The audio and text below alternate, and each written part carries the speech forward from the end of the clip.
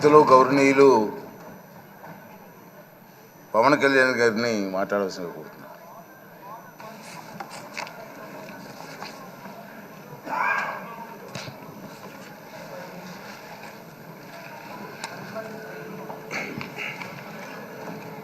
పదహారవ శాసనసభకి ఏకగ్రీవంగా ఎన్నికైన సభాపతి శ్రీ చింతకాయల అయ్యన్న పాత్రుడు గారికి హృదయపూర్వక నమస్కారాలు, మీకు శుభాకాంక్షలు. ఇది నేను మొదటిసారి అసెంబ్లీలోకి అడుగు పెట్టడం. ఇలాంటి సుదీర్ఘ రాజకీయ అనుభవం ఉన్న దాదాపు 7 సార్లు ఎమ్మెల్యేగాను, ఒకసారి పార్లమెంట్లో అడుగుపెట్టిన మీకు, Panchayati Raj, technical education, forest, R&B అనేక మంత్రిత్వ శాఖల్ని సమర్థవంతంగా నిర్వహించిన మీకు ఈ సభాధ్యక్షుడు, ఈ స్పీకర్ స్థానంలో కూర్చోవడం నాకు చాలా ఆనందంగా ఉంది. ఇన్ని దశాబ్దాలు ప్రజలు రాజకీయ జీవనంలో ఇన్ని దశాబ్దాలు ప్రజలు మీ వాడి వేడి చూశారు. మీకు కోపం వస్తే ఋషికొండను చెక్కినట్టు ప్రత్యర్థులకి పదునైన ఉత్తరాంధ్ర యాసలో గుండు కొట్టేస్తారు. ఒకటే బాధేస్తాం సార్, ఇకపైన మీకు తిట్టే అవకాశం లేకపోవడం. కానీ ఇక మీద సభలో ఎవరు తిడుతున్నా దాన్ని ఆఫ్ చేసే బాధ్యత మీ చేతిలోనే ఉంది. మీరే మైక్ ఆఫ్ చేయాలి. అంటే మా చిన్నప్పుడు నేను చూసేవాడు, ఒకసారి అల్లరి చేసే అబ్బాయిని క్లాస్ లీడర్ చేసేవాడు చిన్నప్పుడు మా స్కూల్లో. కానీ ఇన్నాళ్ళు ప్రజలు మీ వాడి వేడి పలుకులు, మీ ఘాటైన వాగ్దాటి చూశారు. ఈ రోజు నుంచి రాష్ట్ర ప్రజలు మీ హుందాతనం చూస్తారు. డిబేట్స్ వెనకాల దాక్కుని సంస్కారహీనమైన భాషల్ని, భావాల్ని రకరకాల మాధ్యాల్లో విరజిమ్ముతూ ఉంటారు. దాని నియంత్రణ మీ ఆధ్వర్యంలో ఇక్కడి నుంచే మొదలవ్వాలి. ఇందాక సభానాయకులు గౌరవ ముఖ్యమంత్రి శ్రీ చంద్రబాబు నాయుడు గారు చెప్తారు, ఆడబిడ్డలు ఏ విధంగా నలిగిపోయారు ఈ రాష్ట్రంలో గత 5 సంవత్సరాల్లో. చిన్న లేదు, పెద్ద లేదు, ఎవరని లేదు.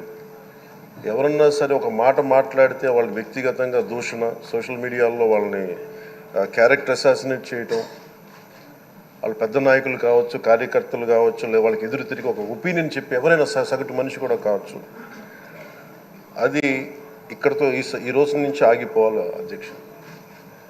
అది మీ ఆధ్వర్యంలోనే మొదలవ్వాలి. గత ప్రభుత్వం తాలూకు సభ జరిగిన విధానం చూస్తే ఈ వ్యక్తిగత దూషణ ఇవన్నీ చాలా ఇబ్బంది పెట్టే ప్రజలు. ఈ రోజున వాళ్ళకి 11 సీట్లకు పరిమితం అయ్యారు, ఈరోజు లేరు, ధైర్యం లేదు వాళ్ళకి. విజయాన్ని తీసుకోగలిగారు కానీ ఓటమి కూడా ధైర్యంగా కూర్చుకునే వాళ్ళకి స్థాయి లేదు, వాళ్ళకి పారిపోయారు ఇక్కడి నుంచి. భావంలో ఉండే తీవ్రత భాషలో ఉండాల్సిన అవసరం లేదు. భాష మనుషుల్ని కలపడానికి కానీ విడగొట్టడానికి కాదు. భాష విద్వేషం రేపడానికి కాదు, పరిష్కరించడానికి. ఎంత జటిలమైన సమస్య అయినా, భయంకర సమస్య అయినా చర్చల ద్వారా పరిష్కరించుకోవడానికి కానీ వివాదం సృష్టించడానికి కాదు. ఈ సభ ఉన్నది అందుకు. కానీ మనం చూసింది వాళ్ళ దగ్గర నుంచి బూతులతోటి, వ్యక్తిగత దోషులతోటి రాష్ట్ర పురోభివృద్ధిని ఆపేశారు. అలాంటి సభ కాకుండా ఇందాక మన పెద్దలు శ్రీ గౌరవ ముఖ్యమంత్రి చంద్రబాబు గారు చెప్పినట్టుగా ఇది భవిష్యత్తుకి ఇది ఒక ప్రమాణం అవ్వాలి. 2047 వరకు ఇంత అద్భుతమైన స్థానంలో మనకి ఆంధ్రప్రదేశ్ తెలుగు జాతి ఉన్నత స్థాయికి వెళ్ళాలంటే ఈరోజు మనం వేసే ప్రతి అడుగు అది భవిష్యత్ తరాలకు ఒక నిర్దేశక ఒక టచ్ స్టోన్గా ఉండిపోవాలి, గిట్ రాయిగా ఉండిపోవాలి. ఈ రోజున ఈ సభలో ఉన్న గౌరవ సభ్యులందరూ చట్టాలు చేయడానికి ఉన్నారు, చట్టాలు ఉల్లంఘించడానికి కాదు. విభేదించడం అంటే ద్వేషించడం కాదు, వాదించడం అంటే కొట్టుకోవడం కాదు. ఇవన్నీ విభేదించడం, వాదించడం ఇవన్నీ ప్రజాస్వామ్యానికి చాలా మౌలికమైన పునాదులు. ఆంధ్రప్రదేశ్ ఆవిర్భావం జరిగి అసలు భాషా ప్రయుక్త రాష్ట్రాల ఆవిర్భావమే మన ఆంధ్ర రాజ్యంతో మొదలైంది. అమరజీవి పొట్టి శ్రీరాములు గారి బలిదానం మీద మన రాష్ట్రం పుట్టింది. 56 రోజులు తిండి తిప్పలు తినకుండా నరకం అనుభవిస్తూ ఆయన బలైపోయారు.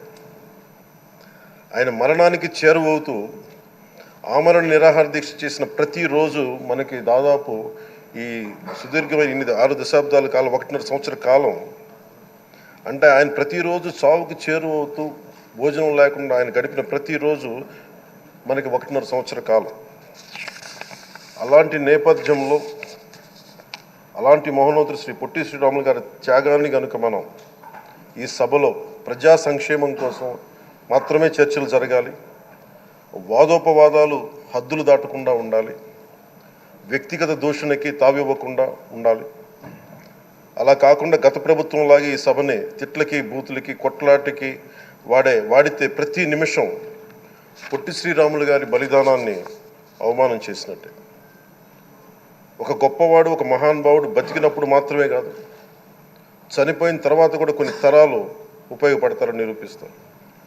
అలాంటి కోవకు చెందిన మహానుభావులు ఆంధ్ర రాష్ట్ర సృష్టికర్త, భాషా ప్రయుక్త రాష్ట్రాలకు శ్రీకారం చుట్టిన ద్రష్ట, అమరజీవి శ్రీ పొట్టి శ్రీరాములు గారి స్మృతిలో ఒక విలువలతో కూడిన ఒక సత్సాంప్రదాయాన్ని తెరలేపుతూ మీ ఆధ్వర్యంలో ఈ సభ జరగాలని, ఈ 5 ఏళ్ల ప్రజా ప్రస్థానంలో ఈ విలువైన 5 ఏళ్ళు రాబోయే తరానికి గొప్ప భవిష్యత్తునిచ్చేలా, అన్నం పెట్టే రైతుకి, కౌలు చేసుకునే రైతుకి, రైతు కూలీకి అండగా ఉండేలా, మహిళలకి భద్రతతో పాటు ఉన్నత స్థాయికి ఎదిగేలా, ప్రభుత్వ ఉద్యోగులకి భద్రత కల్పించేలా, పశువు పక్షి ప్రకృతి సర్వజనులందరికీ కూడా మతాలకి ప్రాంతాలకి అతీతంగా సుభిక్షంగా అభివృద్ధి పదంలో ఆంధ్రప్రదేశ్, ఆంధ్ర రాజ్యం అద్భుతమైన ప్రగతి సాధించేలా ఈ చర్చలు సాగాలని కోరుకుంటూ, సభాపతి అయ్యన్న పాత్రుడి గారికి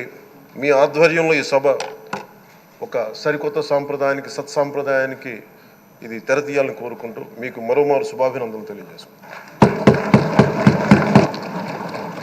గౌరవ మంత్రులు